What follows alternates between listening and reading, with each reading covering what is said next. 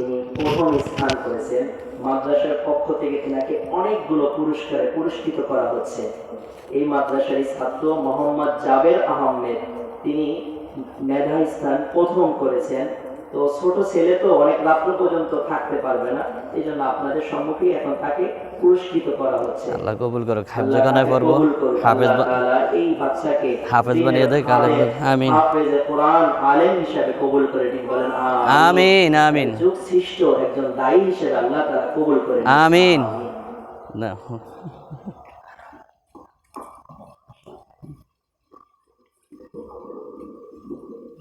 যাব না, তাই সালাম দাও সবাই রে।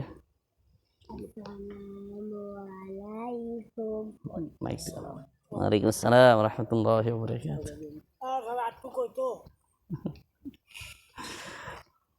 আয়া হুজুর দোয়া রাখেন। হ্যাঁ, আলহামদুলিল্লাহ, হযরত অনেক গুরুত্বপূর্ণ আলোচনা করেছিলেন। সময় সংক্ষিপ্ত হওয়ার কারণে হযরতকে সময় দেওয়া হলো না। যাক, আল্লাহ পাক রব্বুল আলামিনের দরবারে শুকরিয়া যে হযরত আমাদেরকে যে নসিহতগুলো করেছেন, আমরা প্রত্যেকেই চাইবো হযরতের নসিহত মেনে আমল করার জন্য। আল্লাহ পাক রব্বুল আলামিন আমাদের প্রত্যেককে কবুল করুক, সকলে বলি আমিন আমিন। এ পর্যায়ে আমাদের সম্মুখে গুরুত্বপূর্ণ বয়ান পেশ করবেন মাওলানা মোহাম্মদ জহির খন্দকার সাহেব হরিদাসপাড়া। আমি হযরতকে হযরতের মূল্যবান আলোচনা পেশ করার জন্য এলাকাবাসীর পক্ষ থেকে বিশেষভাবে অনুরোধ জানাচ্ছি। আসসালামু আলাইকুম ওয়া রাহমাতুল্লাহি ওয়া বারাকাতুহু। ইন্নাল হামদালিল্লাহ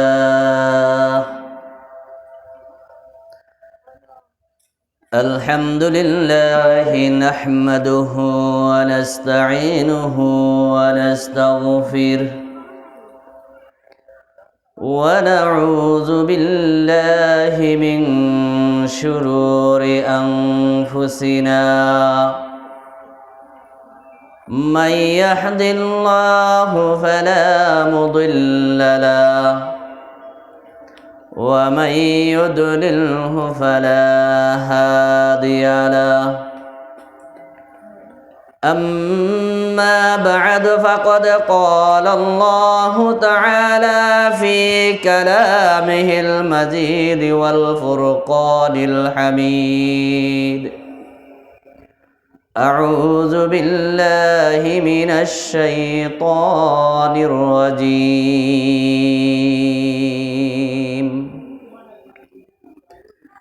يا أيها الذين آمنوا لا تلهكم أموالكم ولا أولادكم عن ذكر الله ومن يفعل ذلك فأولئك هم الخاسرون.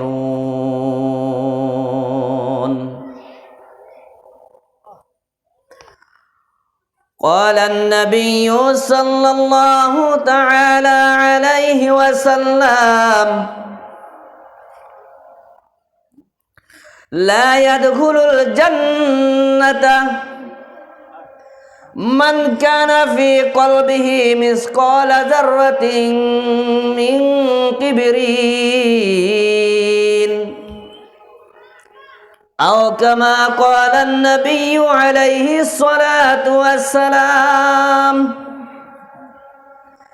إن الله وملائكته يصلون على النبي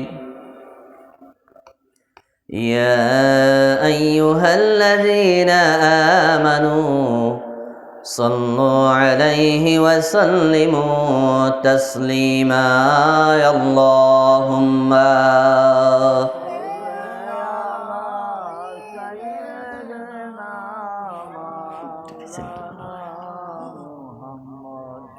وعلى آل سيدنا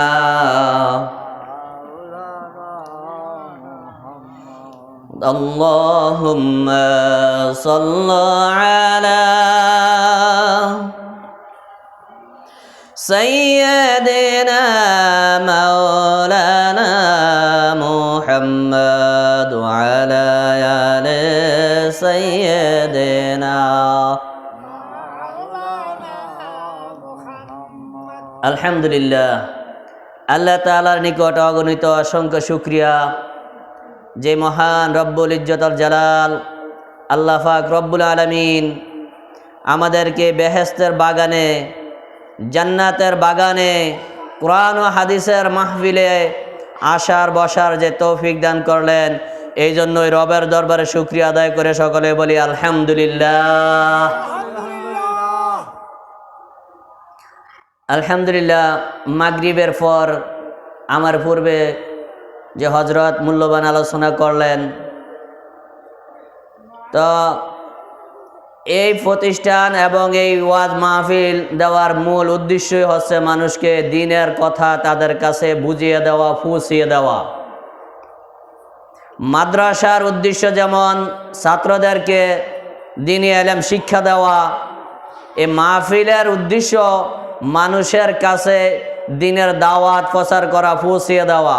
যেহেতু মানুষ এই কথাগুলা শুনবে আর বাস্তবায়নে আমল করবে, পরকাল কবলে নাজাত পাবে, এই জন্য, ঠিক কিনা?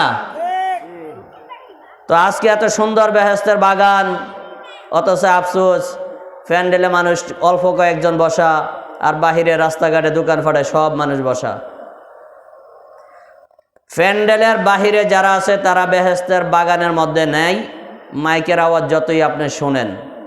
আর প্যান্ডেলের ভিতরে যারা আছে, রাসূল সাল্লাল্লাহু আলাইহি সাল্লাম বলছেন তারাই জান্নাতের বাগানের মধ্যে আছে। এটা একটা জান্নাতের টুকরা, জান্নাতের বাগান।